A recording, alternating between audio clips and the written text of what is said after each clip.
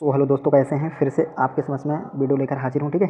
So friend, बहुत बहुत आपका स्वागत है। सो गाइस, आज के सेकंड वीडियो है, ये सेकंड मतलब लेक्चर है। ओके। सो इसके पहले मैंने आपको फर्स्ट लेक्चर प्रोवाइड कर दिया, लेकिन आज का जो लेक्चर है ये सेकंड लेक्चर है। ठीक है। तो इसके पहले उस लेक्चर को आप देख लेंगे और फिर इसके बाद ये समझ में आ जाएगा। सो गाइस देखिए, मैं इसके पहले जो लेक्चर बनाया वो लेक्चर सही तो था, फिर भी उसको देखने के लिए आपको हमारे चैनल पर जाना पड़ेगा एंड वहाँ से आप उसे देख सकते हैं। ठीक है। फिर आप इस वीडियो को देखेंगे। ओके।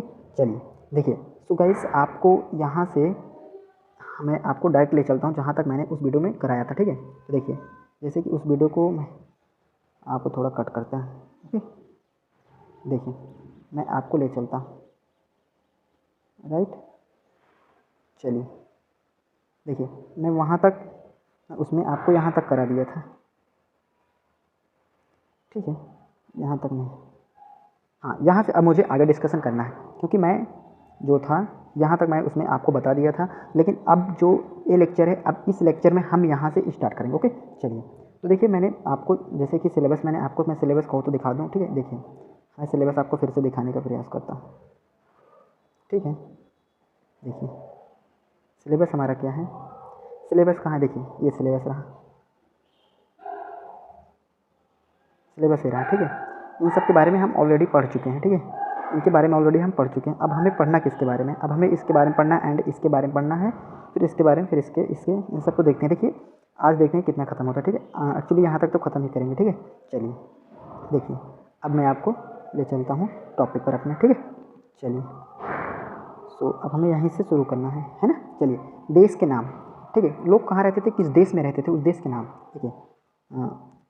सॉरी, देखिए, अपने देश के लिए हम प्रायः इंडिया तथा भारत जैसे नामों का प्रयोग करते हैं। देखिए, अपने देश के लिए हम इंडिया और भारत जैसे नाम का प्रयोग करते हैं। इंडिया शब्द इंडस से निकला है। कहाँ से निकला है, इंडिया शब्द इंडस से निकला है। ओके। तो इंडिया शब्द इंडस से निकला, ये भी आपको पता होना चाहिए, बहुत इंपॉर्टेंट पॉइंट। राइट।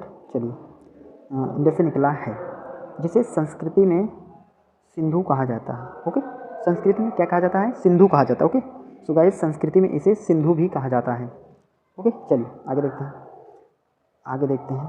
लगभग 25 वर्ष, कितना, 25 वर्ष पूर्व उत्तर पश्चिम, मतलब पूर्व मतलब पहले। ओके। पूर्व मतलब पहले। राइट। चलिए, उत्तर पश्चिम की ओर से आने वाली ईरानियों और यूनानियों ने सिंधु को हिंदोस अथवा इंडोस और इस नदी के पूर्व में स्थित भूमि प्रदेश को इंडिया कहा। ठीक है। तो किसने कहा, तो जो ईरानियों थे और यूनानियों थे, उन्हीं लोगों ने कहा। ओके। चलिए आगे चलते हैं। देखिए, भारत नाम का प्रयोग उत्तर पश्चिम में रहने वाले लोगों के एक समूह के लिए किया जाता था। इस समूह का उल्लेख संस्कृति की आरंभिक लगभग 3500 वर्ष पुरानी कृति ऋग्वेद में भी मिलता है। सबसे पुराना वेद कौन सा है, आपको भी पता होना चाहिए, ऋग्वेद। ओके। सबसे पुराना वेद हमारा ऋग्वेद है। कितने वेद हैं, वेद कितने हैं, वेद हमारे 4 हैं। कितने, 4 वेद हैं। ओके। तो ये भी पता होना चाहिए, 4 वेद हैं। राइट। चलिए, मिलता है, बाद में इसका प्रयोग देश के लिए होने लगा। राइट। चलिए आगे देखते हैं। तो देखिए, अब देखिए, हम अतीत की जानकारी के लिए स्रोत, जब हम अतीत मतलब हमारे जो बीता हुआ समय है, जो बीती हुई जो घटना, उस अतीत के बारे में पिछली बातें, उस अतीत की जानकारी के स्रोत, क्या क्या स्रोत मिलते हैं, किस किस तरीके से हम उसे जान पाए हैं। ठीक है। उसे समझ पाए हैं। अतीत की जानकारी हम कई तरह से प्राप्त कर सकते हैं। पांडुलिपियों, अभिलेख, लिखित स्रोत, पुरातात्विक साक्ष्य, जो पुरातात्विक साक्ष्य मिले हैं, जो पुराने साक्ष्य मिले हैं, लिखित स्रोत जो मिले हैं, अभिलेख मिले हैं, पांडुलिपियों की वजह से, इन सभी को जान सकते हैं। तो आगे चलो देखते हैं अच्छे से। ठीक है। ये रहा पांडुलिपि, ये लिखा जाता था पहले, पांडुलिपि ये रहा। ठीक है। पांडुलिपि ये रहा, समझे। ओके। अब देखिए, पांडुलिपि, ये पुस्तक हाथ से लिखी होने के कारण पांडुलिपियों कही जाती है। जो हाथ से पुस्तक लिखी जाती है उसे हम पांडुलिपि कहते हैं। अंग्रेजी में पांडुलिपि पांडुलिपि के लिए प्रयुक्त होने वाला मैन्युस्क्रिप्ट शब्द लैटिन शब्द मेनुस, जिसका अर्थ है हाथ से निकाला है। ठीक है। किसने निकाला है, हाथ से निकाला है। ये पांडुलिपियाँ प्रायः ताड़ पत्रों अथवा हिमालय क्षेत्र में उगने वाले फुर्ज नामक पेड़ की छाल से, किस नामक पेड़ छाल से बनाए जाते, उस पर लिखे जाते थे। देखिए, पहले जो था कागज़ नहीं था। ठीक है। क्या हुआ था, कागज़ नहीं था, समझे। तो वो किस छाल पर लिखते थे, है ना। तो ये पांडुलिपि किस पे लिखे जाते हैं, छाल पर लिखे जाते हैं। क्षेत्र उगने वाले भुर्ज नामक पेड़ की छाल पे लिखे जाते थे। किस पे लिखे जाते थे, भुर्ज नाम। विशेष तरीके से तैयार भोजपात्र पर मिलती हैं, ठीक है। भोजपात्र जो होते हैं उस पर लिखी मिलती हैं, राइट। आगे देखते हैं, ये रहा अभिलेख। अभिलेख जो होता है ना, ये मतलब एक कठोर जो होती है, कठोर क्या होती है, कठोर सतह, मतलब कोई जो कठोर सतह होती है, यानी कि धातु जो हो गया एंड पत्थर हो गया, उस पर अभिलेख लिखा जाता है। जो भी उस पर लिखा जाता है उसे ही हम अभिलेख बोलते हैं, ठीक है। चलो आगे देखते हैं, आपको मैं इमेज से रिलेटेड करा रहा हूँ, ठीक है। चलिए, पत्थर अथवा धातु जैसे अपेक्षाकृत कठोर सतहों पर उनकी उत्कीर्ण किए गए मिलते हैं, राइट। इन पर शासकों के आदेश, प्रशंसा, वंशावली एवं कार्यों का विवरण मिलता है। क्या मिलता है, कार्यों का विवरण, मतलब जो अपना लिखते थे वो अच्छे तरीके से विवरण उनका सब चीज़ मिलता है, ठीक है। देखिए, महाकाव्य, कविताएं तथा नाटक इत्यादि, इनमें से कई संस्कृत, प्राकृत तथा तमिल में लिखी मिलते हैं। किस में लिखते हैं, प्राकृत मतलब जो उनकी एक जैसे हमारी लैंग्वेज है हिंदी, तो हिंदी हमारी प्राकृत भाषा है, तो उनका भी जो लैंग्वेज रहता था वो प्राकृत भाषा था, ओके। प्राकृत भाषा का प्रयोग आम लोग करते हैं, जैसे कि हम लोग करते हैं, आप लोग करते हैं। तो प्राकृत भाषा जो अपने मुख्य रूप से जो बोलते हैं, जो आपकी मातृभाषा, उसे प्राकृत भाषा बोलते हैं, ठीक है। ओके, चलिए आगे देखते हैं। अब देखिए, पुरातत्व साक्ष्य जैसे कि यहाँ से कुछ सामान मिले हैं, तो ये पुरातत्व साक्ष्य होते हैं। तो वहाँ से खुदाई करने पर जब कोई सामान मिलता है, कोई वस्तु मिलती है, उसे पुरातत्व साक्ष्य कहते हैं, राइट। चलिए आगे देखते हैं। अब देखिए, पुरातत्व साक्ष्य, पत्थर और ईंट से बनी इमारतें के अवशेष, चित्र तथा मूर्तियाँ के अवशेष इत्यादि। इन औजार, बर्तन, पत्थर, आभूषण और मोहरेब इत्यादि, मतलब मोहरे होता है, ठीक है, मोहरेब नहीं मोहरे, ठीक है। तो मोहर जो होती है इत्यादि, ये सारी चीज़ मिलते हैं। जैसे कि हड़प्पा सभ्यता के ही बारे में डेफिनेटली ये इंडिकेट कर रहा है, लेकिन मैं बता दूं हड़प्पा सभ्यता में ही ऐसी वस्तुएं मिली हैं, ठीक है। चलिए, तो आपको समझ में आया, और मैं अभी बताता हूँ कि किसी साक्ष्य से कैसे आप किस पद्धति की वजह से आप इसे पता कर सकते हो। मैं उस पद्धति को आपको बताऊँगा, उससे आप भी पता कर सकते हो, ओके।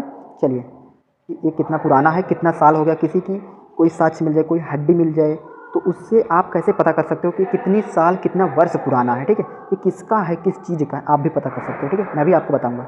चलिए, इसके अलावा जानवरों की हड्डियां तथा मछलियों के अस्थियां इत्यादि प्राप्त हुई। अच्छा, इतनी अस्थियां प्राप्त हुई तो कैसे पता चला कि कितना पुराना है, तो वही तरीका मैं आपको बताने वाला हूँ, राइट।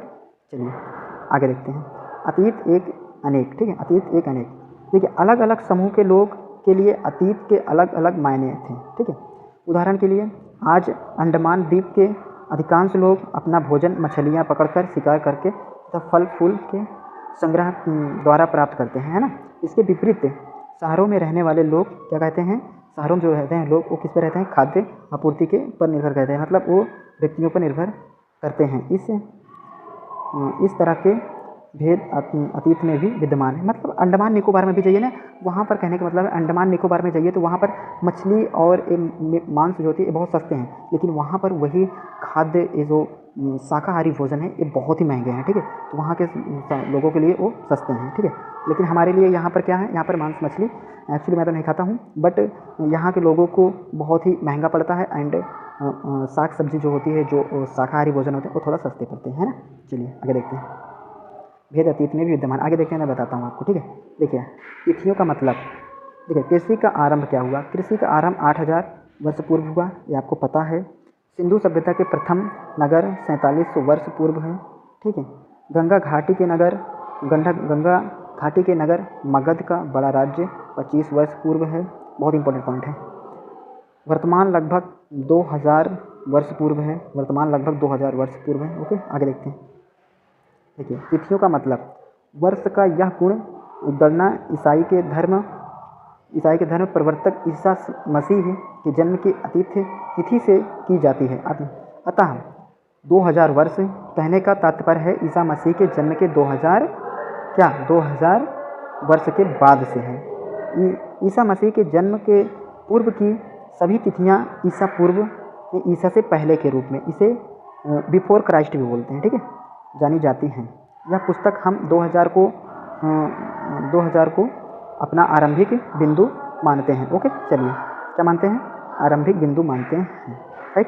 तिथियों का उल्लेख करेंगे, ठीक है। वर्तमान में आरंभिक बिंदु मानते हैं, हुए वर्तमान से पूर्व की तिथियों का उल्लेख करेंगे, राइट। चलिए आगे देखते हैं। इतिहास और तिथियाँ, अंग्रेजी में BC अंग्रेजी में BC, हिंदी में ईसा पूर्व। ईसा पूर्व, BC का मतलब है बिफोर क्राइस्ट, ओके। ईसा पूर्व, ईसा मसीह के पहले के तात्पर्य है, बिफोर क्राइस्ट, ओके। ईसा पूर्व पूर्व होता है। कभी कभी तिथियां से पहले AD, हिंदी में ई लिखा हो पाते हैं।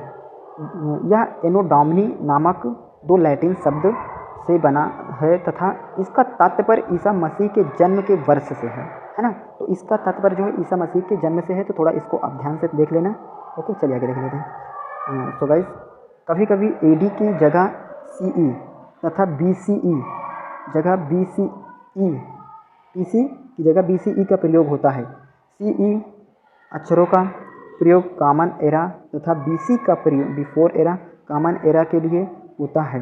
हम इन शब्दों को प्रयोग इसलिए करते हैं क्योंकि विश्व के अधिकांश देशों में अब इस कैलेंडर को प्रयोग सामान्य हो गया है, ठीक है। भारत में तिथियाँ देखिए, भारत में तिथियाँ के इस रूप का प्रयोग लगभग 200 वर्ष पूर्व आरंभ हुआ था।